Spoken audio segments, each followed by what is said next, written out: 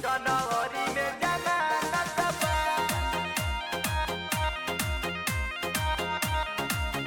जनवरी में जमानत, जनवरी में जाना मिलल इजाजत बा। जनवरी में जमानत बा।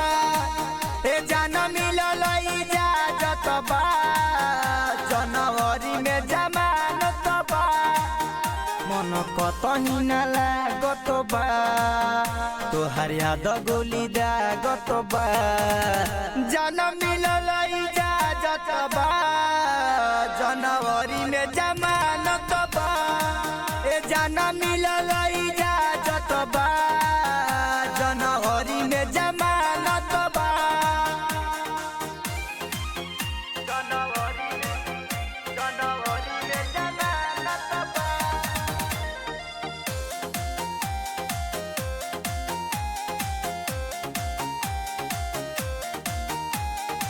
करब विष किसी अबू त नाही। हुस्न तोहरा मारे दिलवा पढ़ाई। अब की साल में बवाल करब हम हो। शांत रह जनी घबराए सनम हो।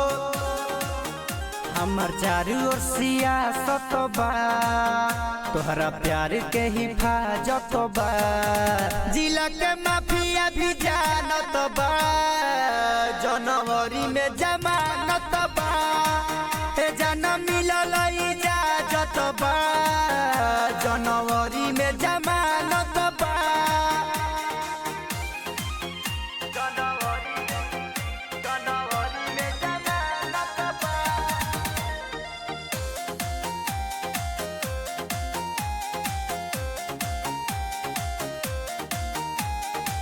अइला के बाद खरजे खराई। घूमी दिमाग फेरू मोटर हो जाई। सुनो ये धन करी के अरे तोहार हो। तू हो हमारा हम हई तोहार हो। तोहर भाई सब जानत बा। कुंदन के जीजा अपन मानत बा। ई सब तोहरे अमानत बा। जनवरी में जमानत बा। ए जाना मिलल इजाजत बा। जनवरी में जमानत बा। दिया रिकॉर्डिंग स्टूडियो मोहम्मदपुर।